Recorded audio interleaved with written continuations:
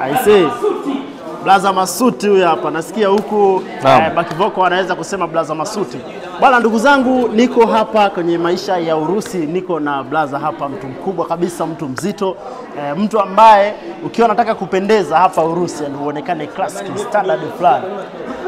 Bwana we. Bwana kwanza hate yenyewe amenizidi. Zingatia hate. Unaona Mwamba yuko vizuri sana. Sasa nitakwenda kumuuliza maswali mawili matatu hapa kuhusiana na maisha yetu hapa Urusi, jinsi tunavyoishi. Nikukumbushe tuko katika mji wa Moscow. Leo nipo kwenye chuo cha Rudeni, chuo kikubwa kabisa ambacho kinafahamika ulimwenguni kote. Blaza samani, mimi naitwa Shadrack Erasto Daudi aka Black MC. Wewe unaitwa nani? Kwa majina naitwa Jackson Michael Mpemba. Mpemba. Bwana sisi tunaishi na Mpemba. Bwana kama mlivyosikia, huyu bwana anaitwa Mpemba. Ila ni Msukuma. Ila ni Msukuma. Mpemba Msukuma. Mpemba jina, ila mimi ni Msukuma.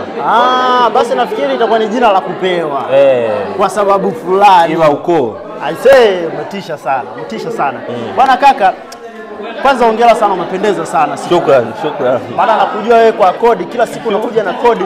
Sasa siku ya leo tumekuwa na event ambayo imekuwa ikiendelea hapa Rudeni. Unaweza labda ukatufunulia kidogo labda ilikuwa inahusiana na nini? Ndio. Lakini pia tunatamani mwishoni utuambie ni kitu gani ambacho ulipendezwa nacho sana kuanzia mwanzo mpaka tulipofikia. Actually event ilikuwa ni kwa ajili ya kuwajua wanafunzi wapya ambao wamekuja kusoma Rudeni. Lakini pia ilikuwa kuwaaga wanafunzi ambao wamemaliza. Lakini pia the main issue ilikuwa ni kufahamiana, maana kuna wanafunzi wengi wageni. Kwa hiyo maana tumekusanyika katika leo. Kufahamiana, kuburudika, kujikumbusha nyumbani, kula chakula cha nyumbani. Ni hivyo. I say imekuwa poa sana. Mwenyewe nimeshuhudia event mwanzo mwisho, of course nilikuwa MC. Siwezi nikaa nimeona vitu beyond the scene, lakini najua watu walio nyuma ya pazia ndo wanaona kila kitu. Unaweza ukatoa asilimia kwa MC, lakini pia utuambie ni kitu gani ambacho kimekufurahisha zaidi? Kwa MC au kwa event? Anza na MC, njoo kwenye event. Niambie ni kitu gani kimekufurahisha zaidi? Kwa MC ameweza kuplay na jukwaa, naweza nikasema hivyo, kuplay na watu, kwamba kufanya watu wamsikilize. Kwa hiyo ameperform asilimia 100. Japo naweza nikasema sometimes muziki ulikuwa unaingilia, ila MC ameperform kwa nafasi yake. Ila DJ kuna namna alikuwa anaingiza muziki, anapoza, anaingiza kitu ambacho ila fresh. Ukija kwenye the whole event kwa kweli imekuwa very very good, sababu watu wametikia, kulikuwa na watu wengi, chakula is very beautiful, imenikumbusha nyumbani. Sekta nyeti. Kulikuwa na vitu ambavyo ni vya damoyo, wenyewe wanakuambia vya nyumbani. Of course hiyo sehemu najua usingeweza kuiacha kwa sababu najua sisi wa Tanzania. Of course, lakini kuna swali moja la mwisho nataka nikuulize.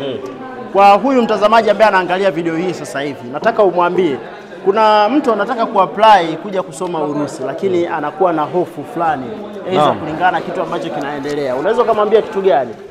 Nachowashauri vijana au watu ambao wanataka kuja Urusi, kwa kweli ni sehemu ambayo ni safe in terms of security, ni sehemu ambayo ni safe in terms of fursa, kwamba kuna fursa nyingi, lakini pia unabadilisha mazingira, yani unakuja katika ulimwengu mwingine, maana ukiwa Bongo ni uko ulimwengu mwingine. Kwa ukija huko unakuwa tena kwingine, yani it's something very different. Kwanza kuna vitu new, yani utakutana na vitu ambavyo hujawahi kuviona katika maisha yako. Umeelewa? Sio tu Dar es Salaam. Dar es Salaam hamna kitu. Ukija Moscow wangu, wewe mwenyewe unaelewa. Kuanzia majengo, kuanzia usafiri, kuanzia kila kitu. Ndio. Lakini pia security is very high kwa sababu kuna kamera kila sehemu.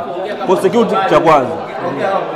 Kwa hiyo cha pili, samani. Kwenye security unamaanisha unaweza ukatoka hata usiku wa manane. Naam. Na ni mtu mweusi kabisa vizuri. Unaweza ukatoka ukaenda sehemu yoyote, hakuna kukutingua, hakuna kukukaba. I say cha kwanza. Ndugu zangu jamani, huyu ni wa pili.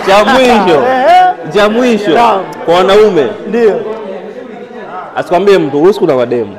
No, Urusi kuna wanawake. Urusi kuna wanawake. Ndio.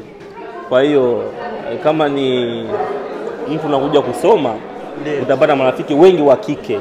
Ndio. Mimi utapata marafiki wengi wa kike, sio tu wengi, wazuri. Sasa maana nikisema wengi hata Bongo. Kuna mtu aliniuliza swali kwenye comment. Kuna mtu aliuliza swali kwamba je, kwa Urusi unaweza ukapata mwanamke wa Urusi wa Kirusi na akakupenda? Of course, yeah. Of course, yeah.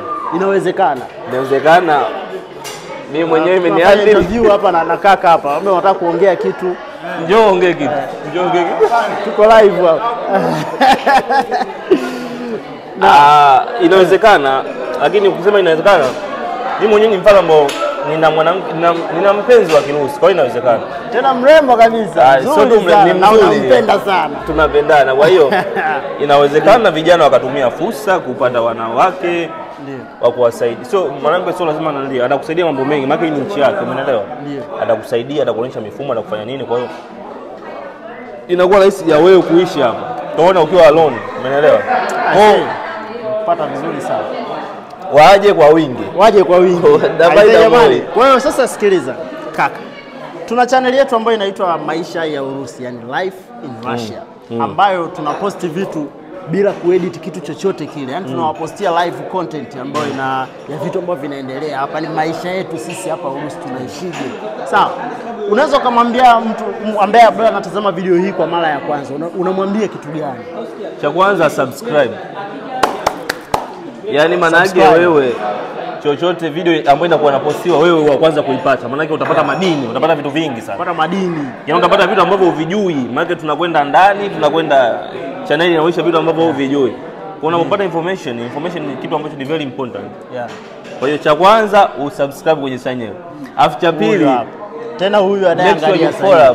Lazima ufollow up, yani nini kinaendelea? Maana ni vitu very apige kale ka notification kawe kana nili, lakini Russia is very beautiful. You have to subscribe so that you can get more videos. I think kaka Mpemba umetisha sana. Thank you. Fasiba. I say ndugu zanguni, mimi hapa ni Drack MC, kama ambavyo nimekwisha kujitambulisha. Siku ya leo tulikuwa na symposium hapa, na of course ambapo mmeweza kujionea, nitaendelea kufanya interview na watu wengine. Tukutane kwenye video inayofuata.